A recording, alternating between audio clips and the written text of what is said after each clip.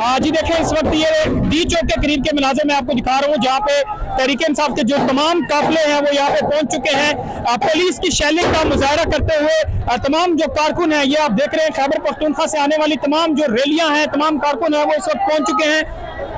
Police की shelling जो है वो की जा रही है कंटेनर्स पर। इस वक्त हम देख रहे हैं कि तहरीक इंसाफ के जो तमाम कारकुन हैं उन्होंने अपना कंट्रोल संभाल लिया है। डी चौक से चंद मीटर की दूरी के फासले के ये मनाजर हैं, जहां पे आप देख रहे हैं कि एक बड़ी तादाद में इस वक्त खैबर पख्तूनख्वा से आने वाले काफिले जो हैं पहुंच चुके हैं डी चौक के करीब। अली अमीन गंडापुर जो खैबर पख्तूनख्वा हाउस पहुंचे थे, जिनके बारे में खबरें आ रही थी कि उनको गिरफ्तार किया गया है, फिर तरदीद सामने आई कि उनकी गिरफ्तारी की खबरें गलत हैं, उनको हिरासत में नहीं लिया गया, बल्कि फिर कहा गया कि केपी हाउस में उनको नजरबंद किया गया है।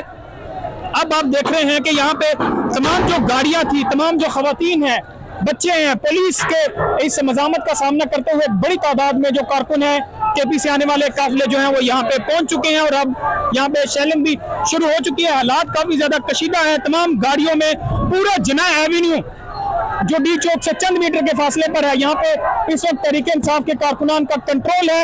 ये तमाम जो कारकुन है नारेबाजी कर रहे हैं। क़यादत ने ये अल्टीमेटम दिया है कि अली अमीन गंडापुर को जब तक इस रैली में अवाम के दौरान नहीं पहुंचाया जाता वो यहाँ से नहीं जाएंगे। अब देखना ये होगा कि तहरीक इंसाफ की क़यादत जो क्या फैसला करती है। इस वक्त जिन्ना एवेन्यू पे तहरीक इंसाफ के तमाम काफिले जो हैं वो पहुंच चुके हैं।